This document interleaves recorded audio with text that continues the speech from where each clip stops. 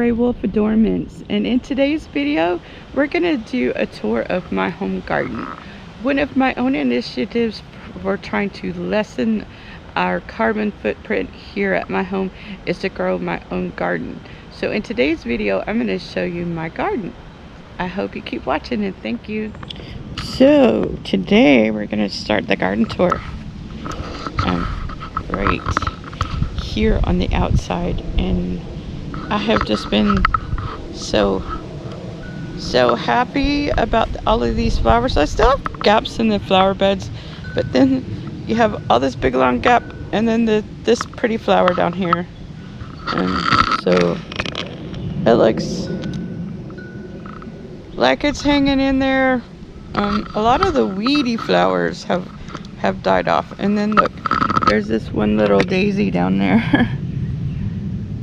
And there, I'm pleased that these flowers are doing so well on the outside of the fence, because we do have deer that come in, which is the reason why we have the fence to begin with. And then we still have this gap, which is fine, that we have this gap. And then look, this pumpkin is growing on the outside of the fence. We'll have to do something to stabilize that when it gets a little bigger, but for right now it's hanging in there pretty well. And of course, being on this side of the fence, you could see just how crazy the pumpkins have gotten from this side of the fence, and it creates a lot of shade over here. So we still have gaps in these beds right here, and that's fine. I'll try again next year. I'm a little concerned about the wiltiness over here, because we have that big pumpkin growing right there that I have already put some support on for it. So hopefully it's gonna make it to maturity and turn nice and orange. It's already looks like it's turning a nice shade of orange, so hopefully it'll get it. So let's go in here. I have that is carrots growing down there. I don't know how mature they're gonna get. And these are my yellow squash here, and they just have not been fruitful this year at all. And now they're competing with a couple of trees over there. So when the growing season is over and it's time to rip these out, I've got to cut down those trees. My little strawberry patch hasn't got any bigger than this yet, but it's hanging in there. And of course over here on this side is all of my zucchini squash, and they've just gotten big and unruly but haven't produced a whole lot of fruit either. So I'm gonna have to better manage these.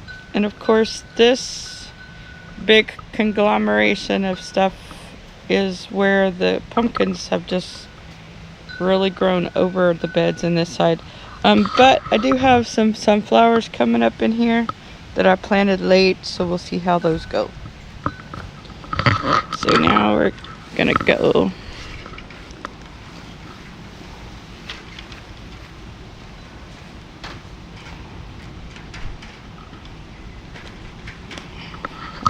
over in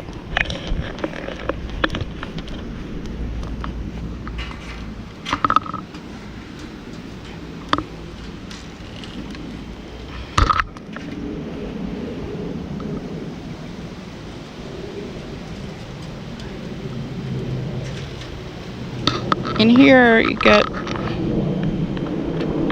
a good view of all of this is the pumpkins. I didn't expect them to kind of take over this side of the garden, but they have. So they're a little wilty right now because of the sun. When the sun starts going down, this is actually a mix of pumpkins and watermelon vines and cantaloupe vines. The cantaloupe has found its own trail, own patch of ground right here. I'm just gonna let that grow. The tomatoes have been doing very good this year. My bush beans have just about had it. I've pulled up several of those plants. These were looking okay, but now I think it's time for me to pull those up. And the peppers have, the tomatoes have overshadowed the peppers, and then we have this patch of marigolds growing right there. I don't know how those got there, but that's okay. The ants got most of this corn, and I'm just letting these two grow because they have ears on them, and hopefully the ants won't get them. And so I pulled out all of the pole beans that were back here, the garden beans, all the peas, the onions, all of that is gone. I saved this one little cucumber plant to see how it does by itself in here. The other cucumber that I had there just looked very sick, so I have only saved this one plant because it looked healthier than the rest. Over here I have planted a cantaloupe in this bed right here, just because I wasn't sure anything would make it, and it can end up growing up the fence behind it if it needs to, or it can just take over this whole bed because I've pulled everything out of this bed. And here's a better view of those crazy zucchini squash or squash plants over here. They've grown huge, but they just don't produce a lot of fruit. So I'm gonna have to do some research on this to see how it is. And then here you can let me see if I can zoom in on that a little, where you can see that pretty little thing right there. That's one of my pumpkin plants, and it's supported by some plastic netting to try to support it on the fence. So that's the interior of the garden, and we'll go onto the porch now and look at some of the porch. So my dream for my outdoor space here is just to fill this up with plants. And so this is one corner of my porch where I pretty much got that started. So, and these plants are doing wonderfully right where they are. And I have really enjoyed watching them grow. Okay, so now we're out here in the front. And this is the geraniums, and they're hanging in there, but they're not doing so hot. And the same with these guys over here. The weather kind of got these, and those, and this thing fell over, so I'm gonna have to anchor that down somehow. But this area just doesn't look very good, unfortunately. I tried weeding this bed to get rid of the grass, and unfortunately I couldn't tell. It was hard to tell, as grown over as it is, which one's flowers and which one's not. So I decided to just leave it. And then at the end of this, when it starts getting winter and it's time to rip all this out, I think I'm gonna put down some ground cover or something on there, so to get rid of all the grass out of that bed. And unfortunately the deer like some of this, so if you can see that, they've been nibbling on some of these plants. And but they don't like the zinnias. So the zinnias are pretty much safe from the nibblers. And it's same goes with this bed. I have not put a lot of effort into weeding it, although I need to, because there was a flower down there that just got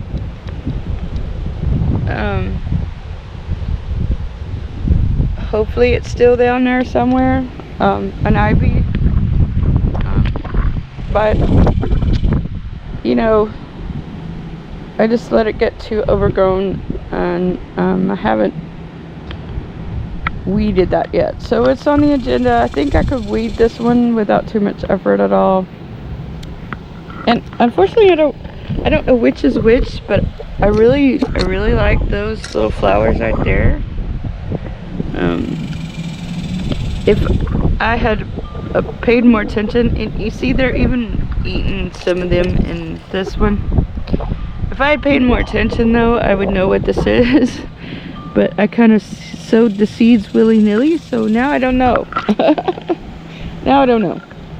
So next year, when I replant this, I'm gonna try to be more specific and know what I'm planting ahead of time. Although, you know, most of these beds turned out really willy-nilly, but they're producing some really pretty flowers, and I'm happy with that result. Even though they're overgrown with grass right now, they still look just amazingly beautiful, just kind of wild like that. So we pulled out the cactus because it was dead, and now we are not sure what to do with this hole. We just don't know what to do with this hole. And we have a tree growing, which the tree will have to come up, but I'll figure it out before next spring what we want to put in this hole where the cactus was. And this was the bed where I planted all my wildflowers, and instead we have a tree, and that tree will have to come up pretty soon. And these guys right here, they're just very resilient, and even though we've chopped them down a million times, you can see they keep coming back. And that's what was in this bed before I tried to plant the wildflowers. And now it's just kind of hodgepodge of the tree, the mix of grass and weeds. So again, at the end of the summer, we'll take all this down and put some ground cover on it, and kill all the grass and stuff out from under it, so we can replant in the spring. And I've learned the value of mulch, so if we start mulching these beds, we'll get less weeds that we have to pull out. So our tree is hanging in there despite the fact that it was heavily overrun with ants. I don't know what to do about that. These guys are hanging on. They've produced some magnificently beautiful flowers this year, although right now they don't have any, and they've been nibbled on by the various insects, but they did produce some really beautiful flowers while it was time to bloom. And my jasmine over here is holding on. This area doesn't get a whole lot of sunlight, and I think this right here is some basil or oregano that I planted in here. That's just kind of letting it grow, see what happens. And this little tree is doing its best to hang on. I'm not sure what all that white stuff is on it, but it is hanging on. And this tree is as well, and we definitely need to do some trimming because it is slowly but surely dying.